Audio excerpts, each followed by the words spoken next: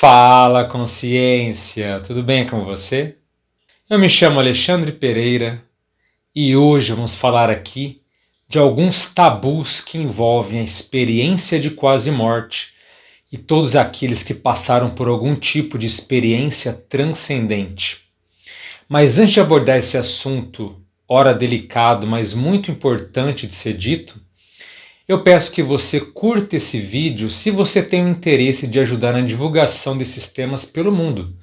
A cada curtida, o vídeo ganha relevância, os temas acabam sendo mais divulgados e mais pessoas ouvem sobre experiência de quase morte e todo o cabedal de conhecimento que envolve esse fenômeno. E se inscreva no canal se você se interessa por temas como experiência de quase morte, fenômenos transcendentes e tudo ligado à expansão da consciência. Porque aqui no Dimensão Mental é tratado tanto a teoria quanto a prática desses fenômenos. Sem contar que há conteúdos semanais, inclusive as lives que atualmente estão sendo feitas às terças-feiras, às 9 da noite. Então curta e se inscreva para que você não perca nada. Um primeiro tabu que a gente pode colocar sobre a experiência de quase morte é o medo que certas pessoas têm de atraírem a morte. Então as pessoas nem querem falar muito de EQM, nem querem falar muito de experiência fora do corpo, nem querem falar muito daquilo que elas vivenciaram, porque elas têm um receio, até certo ponto ignorante, por vezes infantil, de achar que quanto mais elas falarem, mais elas vão estar atraindo a morte. Então se ela passou por uma quase morte, aí que ela deve não falar nada mesmo para ninguém, porque vai que ela fala muito no assunto e ela acaba puxando para si. Isso, gente, não tem nada a ver. Isso é só um processo de medo, de fantasia, de superstição que envolve o fenômeno da saída do corpo, notadamente quando acontece numa quase morte. A gente pode falar disso muito, e isso não quer dizer que a gente vai morrer, que a gente vai encurtar a nossa vida, porque estamos trabalhando com esses assuntos que envolvem outras dimensões, outras vidas e fenômenos que transcendem os nossos sentidos. Quem dera se fosse assim, a grande maioria dos pesquisadores morreria cedo, morreria prematuramente, e isso não se observa na vida prática. Então não tenha medo de falar de EQM, não tenha medo de atrair a morte para você. Se você tivesse que morrer ou que descartar esse corpo, já teria acontecido. Não se preocupe em achar que você está evocando, que você está puxando uma negatividade para você. Muito pelo contrário. Falar desses assuntos, se expor, estudar, em muitos casos só reforça as maturidades, as renovações que as pessoas passaram, sabe? Só consolida todo o trabalho de renovação e de ressignificação que uma EQM, que uma experiência fora do corpo espontânea provocada ocasionou. Então, por favor, acabe com essa ideia equivocada e tenhamos mais confiança em trabalhar com esses assuntos, sabendo que a nossa condição independe de falar ou não.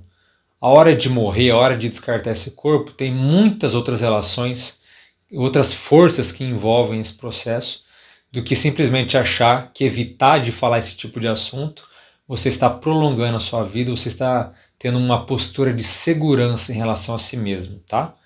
Longe disso.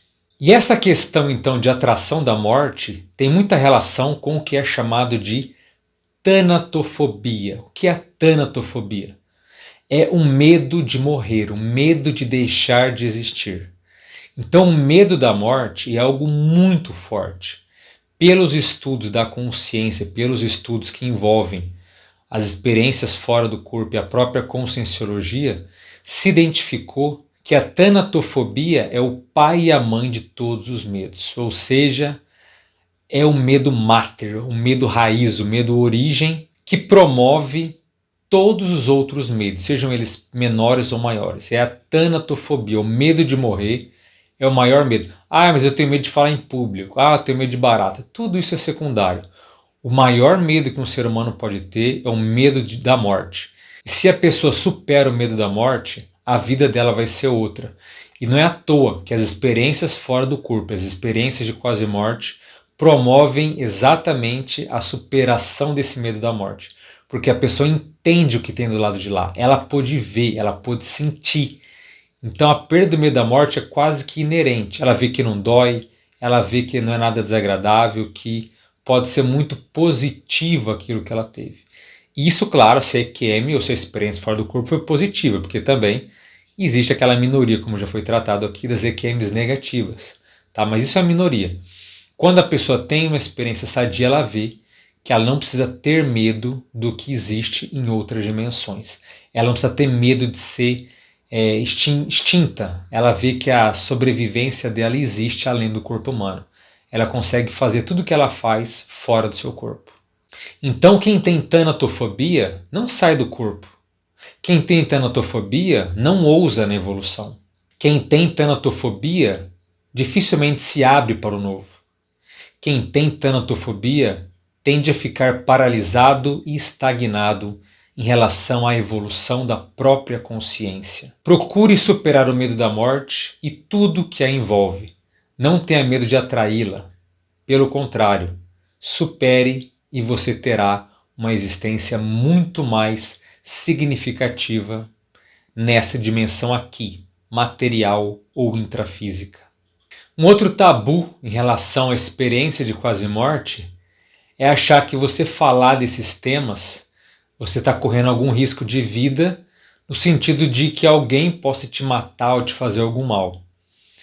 Veja, nós muitas vezes sentimos algo quase opressor, uma coisa, uma sensação ruim, quando começamos a trabalhar com esses assuntos, por achar que as pessoas vão nos agredir ou vão fazer algo de ruim contra a gente. Em muitos casos, isso ocorre em função do passado que alguém já teve ou que você já viu acontecer.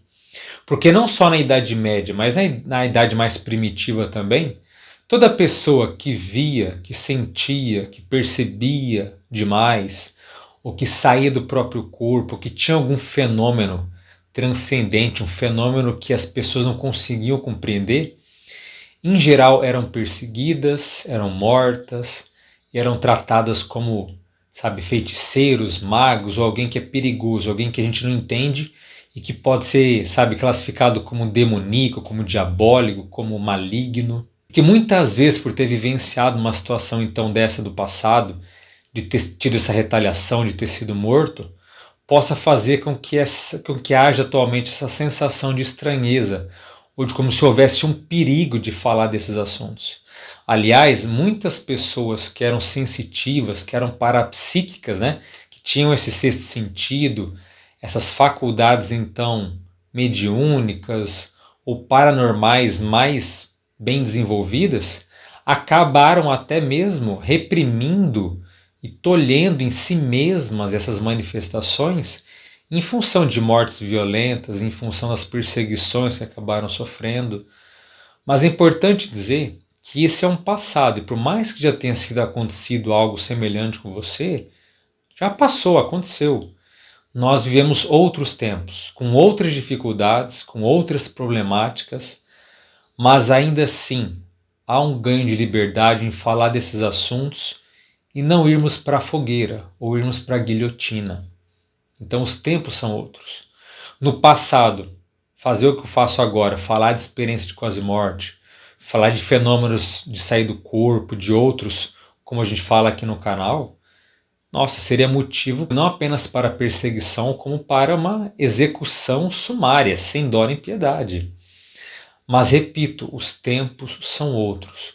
Então procure investigar se no teu passado ficou alguma cicatriz, ficou alguma coisa mal parada, e falar desses assuntos parece que você vai reviver, ou parece que você vai viver toda aquela angústia que pode ter acontecido em vidas passadas. Porque olha, o que tem de gente que passa por isso é muito mais do que se imagina.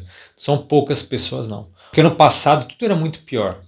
E em geral se matava ou se condenava esses magos, essas pessoas que eram sensitivas ou parapsíquicas, justamente por medo, por desconhecerem o que estava acontecendo ou por achar aquilo muito estranho. Então as pessoas faziam, não era praticamente por ódio, não. O fundo de toda essa agressividade, de toda essa perseguição, era o medo do desconhecido.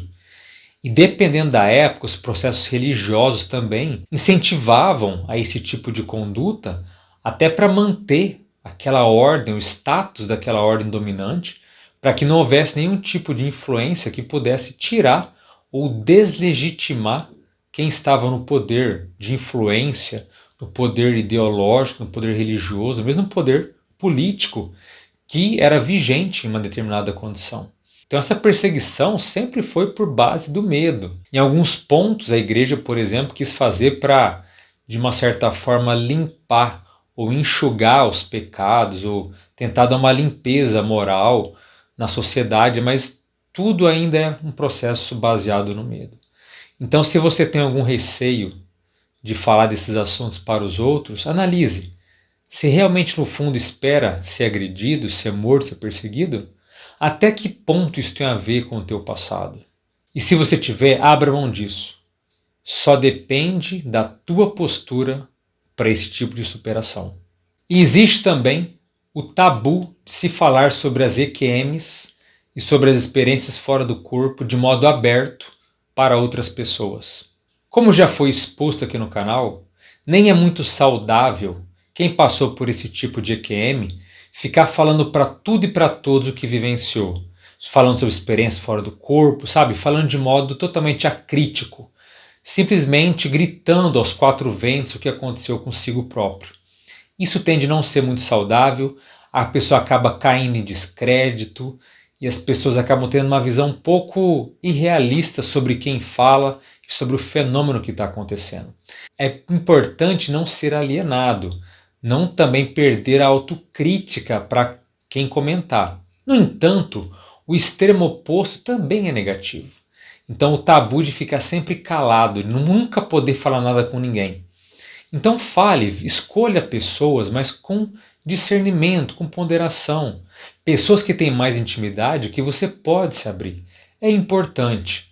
Então fale abertamente com essas pessoas, sem medo da rejeição, sem medo de que elas possam não querer mais ter um contato contigo. Seja autêntico. Entretanto, é importante dizer o seguinte: o que falta muito para nós enquanto sociedade é trabalhar o chamado binômio admiração-discordância. Mas afinal, o que é um binômio admiração-discordância? É justamente a postura da gente poder conviver com as pessoas, admirando elas, mas tendo ponto de discordância. Você não precisa concordar com tudo que a pessoa fala. E isso está faltando demais na sociedade atual. Por quê? Se a pessoa não tem o mesmo pensamento, ela não tem as mesmas ideias que você já acaba querendo ser agressivo, rejeitando. Olha, por exemplo, as questões atuais, como da política. Se alguém não concorda contigo, se ela tem uma outra visão partidária, por exemplo, tem pessoas que já querem a morte, já desejam que o outro tenha câncer, sabe? Já querem que aconteça tudo de mal para os outros. Isso está errado. A gente deve ter uma relação mais harmônica. Então, se você não concorda com esse ponto, ok. Mas a pessoa não é maligna, ela não é uma pessoa de todo desprezível, ela não é um lixo de ser humano, nada disso. Então, a gente deve valorizar os outros, mas tendo então uma visão de maior admiração. Você pode não concordar com ela, mas quais os pontos positivos que ela tem? Ninguém é totalmente negativo, ninguém é totalmente ruim segundo a tua visão. Porque se a gente só for se relacionar ou só for ter intimidade com aqueles que pensam iguais a nós ou muito parecidos, a tendência é que a gente fique isolado, que a gente não se interaja com ninguém. Não é mesmo? Procuremos ter mais esse binômio, admiração-discordância. Saiba discordar das pessoas que convivem contigo, mas tendo um olhar de admiração, de saber diferenciar as coisas. Porque se tudo for no radicalismo, no extremismo, discordou disso, você tem esse ponto de vista que eu não tenho, então eu não quero mais saber de você, eu corto completas ligações contigo, não dá certo. Quantas pessoas, por exemplo, nesse canal aqui, que não se inscrevem, ou que mesmo, procuram falar mal, procuram não curtir, colocar negativo aqui, em vez de curtir, colocar negativo nos vídeos. Por quê? Porque às vezes eu falei um ponto que ela não concorda. Ela já quer que tudo dê errado para mim ou para quem assiste, ela já quer combater. E eu não estou nem entrando nos méritos, se eu estou certo, se você está certo, ou se você está errado, se eu estou errado. Não importa. A questão toda é o respeito entre as consciências, ou o chamado respeito interconsciencial, ou seja, entre as pessoas, entre os seres, não importa a dimensão que elas estejam. Então, por exemplo, olha o ser de luz, os amparadores, como a gente fala. Na própria experiência de quase morte, eles se apresentam em muitos casos e eles estão ali nos ajudando. Agora, você acha mesmo que eles concordam em tudo com a gente? Que eles têm toda a visão exata? Muitas vezes não. Às vezes a gente está numa linha que eles não acham ideal, às vezes a gente tem posturas que eles abominam. Enfim, eles não têm que ser 100% com a gente. Mas do lado de lá há sempre esse respeito e sempre há esse binômio admiração-discordância. O ser de luz pode não concordar com o que a gente faz ou com as posturas que a gente pode estar tendo, mas mesmo assim eles focam nos nossos talentos, no que a gente tem de bom, nas nossas qualidades. E assim então eles valorizam a gente pelas maturidades que nós já temos e eles também tentam relevar as nossas imaturidades. Porque se eles só forem ajudar as pessoas que estão perfeitas, que estão lapidadas, pessoas que sabem, só são muito maduras, como é que fica? E as pessoas que são imaturas, que ainda estão num processo muito primitivo ou muito primário de evolução, não merecem ajuda? Merecem o que há de pior? Claro que não. Então o binômio de admiração-discordância é fundamental e vem de outras dimensões, vem dos seres mais maduros. Então se você não concorda com algo que eu falo, tá tudo certo. E também veja isso com as outras pessoas. Se você fala de uma experiência de quase morte, se você fala suas experiências para alguém que você julga que, sabe, tem capacidade de ouvir, que pode te compreender e que você quer falar para os outros, e essa pessoa não te aceitar, também use o binômio de admiração-discordância. Se essa pessoa tiver até a capacidade ou incapacidade de te cortar, de te excluir da vida dela, talvez tenha sido até a melhor maneira de vocês poderem se afastar. Mas da tua parte também, sabe, não condene, não tenha mágoa, procure não tratar a pessoa, sabe, como se diz, com a espada. Não procure ter uma postura mais agressiva em relação a ela.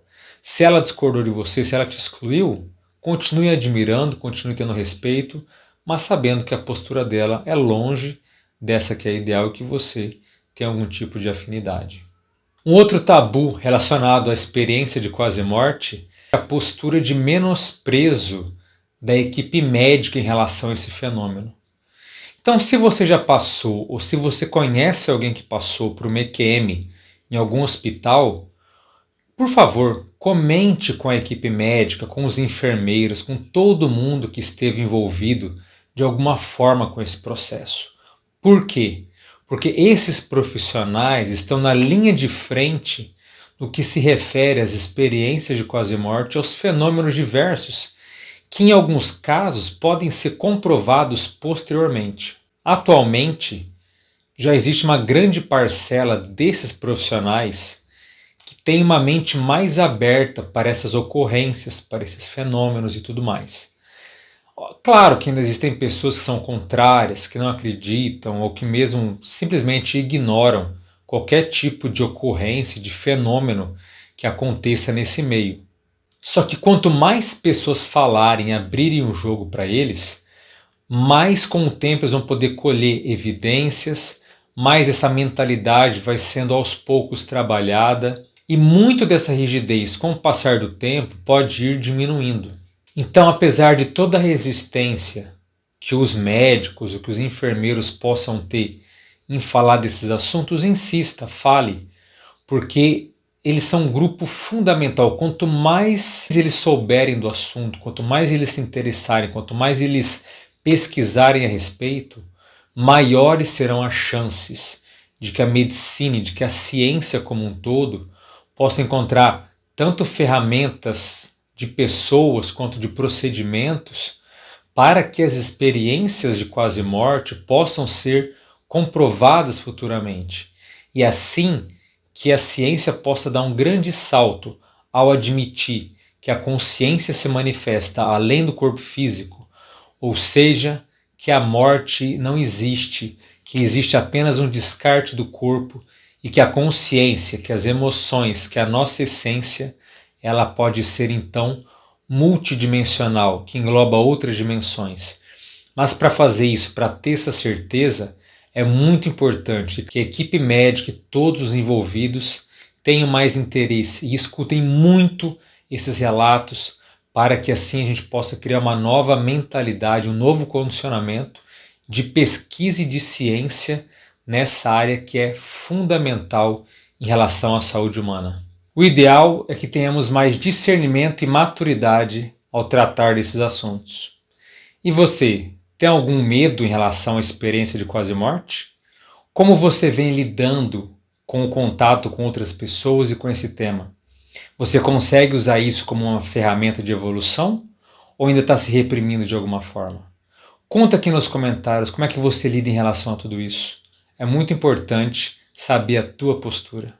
Bem, eu fico por aqui e sugiro que você dê uma boa olhada na descrição aqui do vídeo, porque há outros vídeos, certos links úteis que podem te ajudar na tua evolução e de um modo geral se você se interessa por esses temas. Então, um forte abraço a todos, as melhores energias para você e até a próxima. Valeu!